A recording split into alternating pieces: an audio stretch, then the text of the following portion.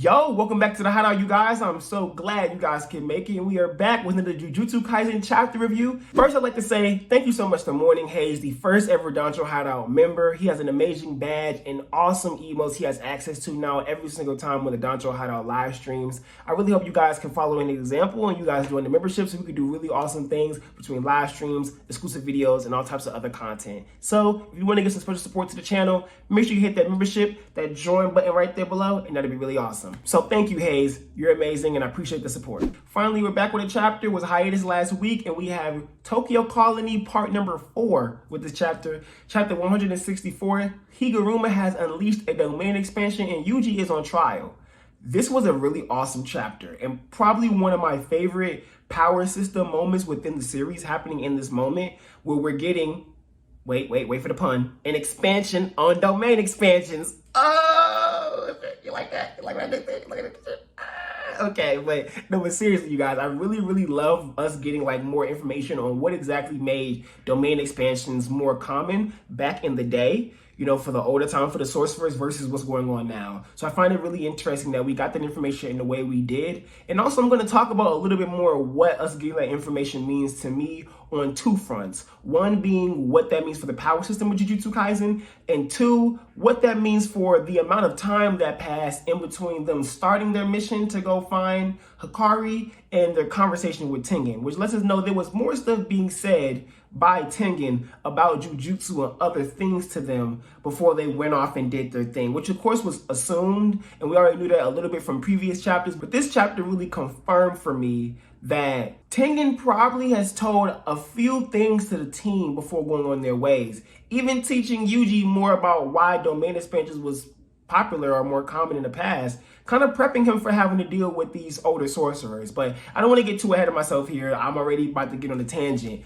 But like I always say, if you like content like this, if it's your first time coming to the Hideout, please hit the like button on that video. If you dislike it, you could do that as well. It's all up to you. And don't forget to hit the comment section below and hit the subscribe button with that bell icon so you don't miss any new content from me here at the Hideout, you guys, all right?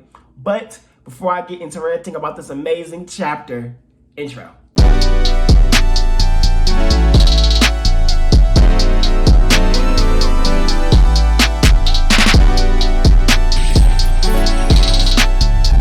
First and foremost, let's go to the beginning of the chapter, and we do have Yuji getting ready to fight Higaruma, and they go in about to fight, and automatically Higaruma does a domain expansion, and Yuji's like, oh crap, domain expansion, I need to go right in for him and do damage to him before he does something to me. But because of the domain expansion and its properties, Yuji isn't able to do anything and is forced into a trial.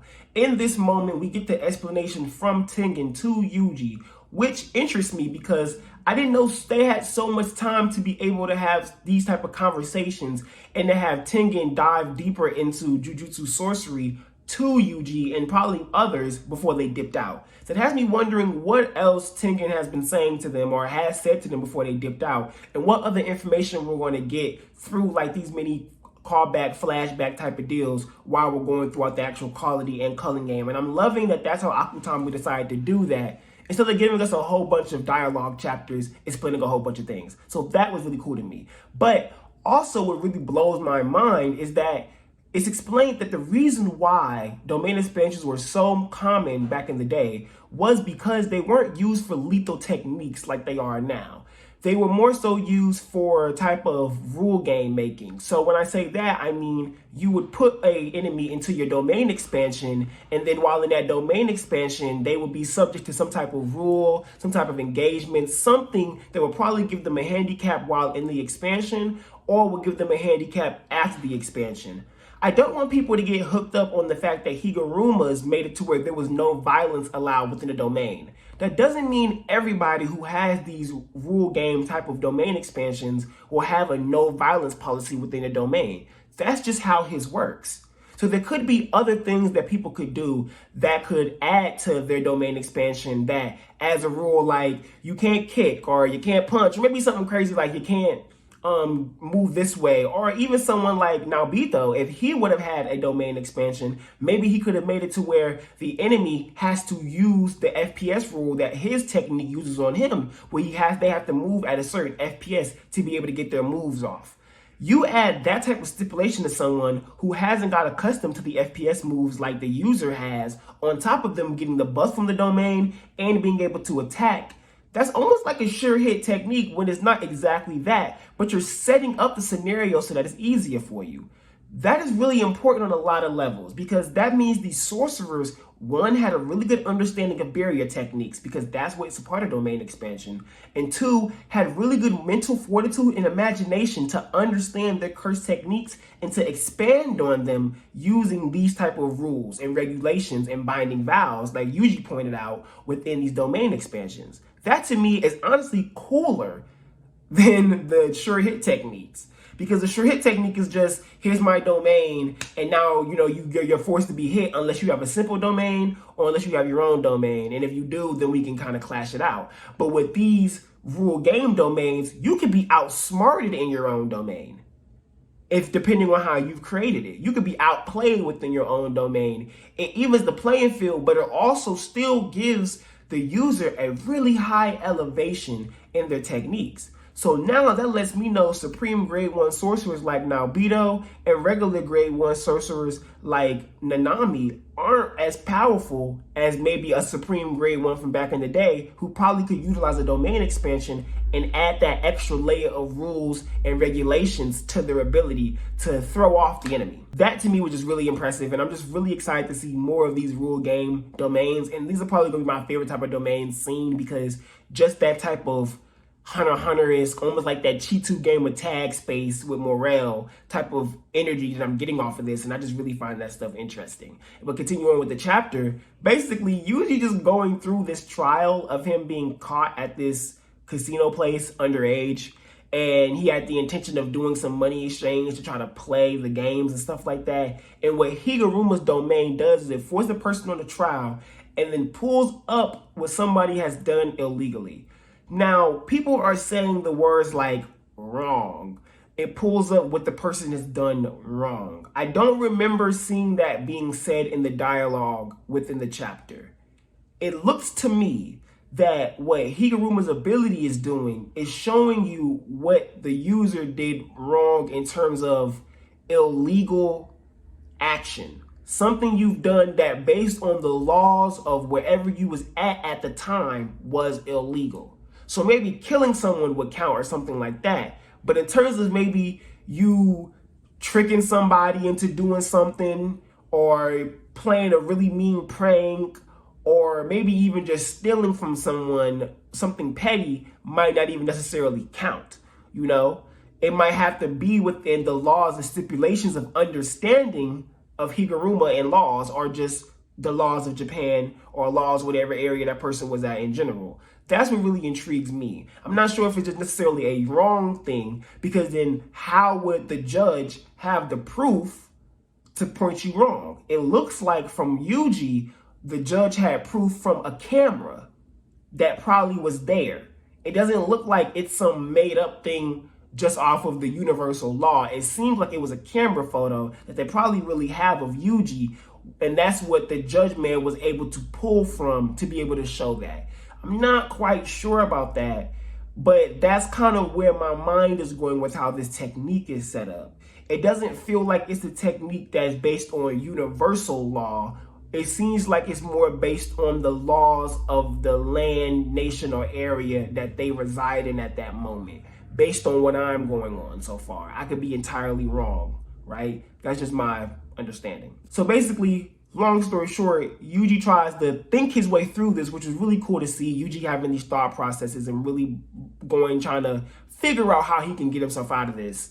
And then basically him trying to choose the right decision of either admitting that he did go in and play the casino, denying that he went in, or saying that he went in before a different reason. It turns out he goes with saying he went in for a different reason. They have the photo evidence proving that he was going to the money exchange thing. And so with the combined evidence, he's proven guilty. Even though Higaruma does say that Yuji could have straight up said, well, I didn't go into the machine Pacino side of it, I just went to the money exchange thing. So I didn't see that. So that's denying even going into the side of the gambling, and that would have gotten him free, because based on the evidence, it's not proving that he went inside. You know what I'm saying? It wasn't clear to me if after that piece of evidence, a second piece will come, but it seems like that's not the case. It looks like it's a quick game of, this is the evidence, this is what you did wrong, prove to us that you did it wrong or not. You give your proof, dang, he proved that he didn't do it wrong, there's no penalty, or maybe there's a penalty at Higaruma. Or, okay, you got proved wrong, here's your penalty, and now Higaruma and him have to fight with the penalty. I'm not sure if Higaruma can do this domain more than once in a day. We do have the dialogue that Gojo is the only one that usually can do more than one in a day. But if this is more like a rule game thing and not the lethal attack, does that mean less curse energy is being used? We're not entirely sure about that. So that could be a thing. Maybe it's not a thing. I'm still looking to see. So from there, Yuji proved guilty and it's confiscation. This ends up being confiscation of his cursed energy, giving him like a state of just his physical progress, right? So Higaruma rolls up, he basically turns Mario and gets the hammer large and then smack. That is Mario that does that, right? I'm not sure. I think it's Mario or somebody where they make their hammer larger and do the smack down, do the damage. And it's pretty much what he does to Yuji. And it hits Yuji to the side, and then he goes, oh, you're tough. And Yuji goes, yeah, that's what I got going for me. But he's also thinking to himself in this process that, okay, I can't control my cursed energy, even though initially he didn't feel any different after being hit with confiscation. What this says to me is that it's not that his cursed energy is permanently gone or anything of that nature, because we know his cursed energy is coming from Sukuna of some sort. So there's stuff of that, stuff like that going on. But it's that it's temporarily been taken from him while having to fight Higaruma until either their fight is over, the effect of the domain goes up, which could be how much time or whatever, or maybe even until Higaruma dies. Who knows? I'm not sure about that. It could be any of those. We'll have to just see in a moment in the next few chapters. But now I'm wondering how Yuji is going to fight against Higaruma with no cursed energy. And it also makes me wonder if Sukuna will have to come out, because it's pretty clear to me that Sukuna was not affected by this ability based on how the rules worked. Or if Megumi ends up getting a win next chapter, and then we end up seeing him arrive on the scene. Maybe we see a Mai show up and do something clutch and get Yuji out of there. Doubt that, but who knows? But that's pretty much the chapter, and that's what we're going with so far. It's funny seeing Yuji in a Gon situation now where he can't use his powers anymore, but still has his physical strength and durability. So I really wonder what we're going to see Yuji do against this fight against Higaruma. And if we're going to see another technique of some sort from Higaruma instead of just the suicide sentencing or whatever. I really want to see if he shows maybe like the regular guillotine type of attack, or unless that's only for the domain. Why is it that he can make the hammer bigger? Is that just his technique? He can make a gavel bigger and he uses the gavel to do stuff like that? Or not sure. So we'll have to just see more of what he can do and how, he acts. Or maybe all his abilities just based around the motif of justice and laws, which I find very interesting considering he's a lawyer, which means his ability leans more to who he is as a person and his personality, which also makes me wonder, are we going to see more of these modern sorcerers and their abilities be treated more of a hunter sense, where they have abilities that cater closely to their personalities, instead of there being just innate techniques that they're just born with, even though they're still, I guess, technically innate techniques. They were like hidden potential techniques within them, I guess.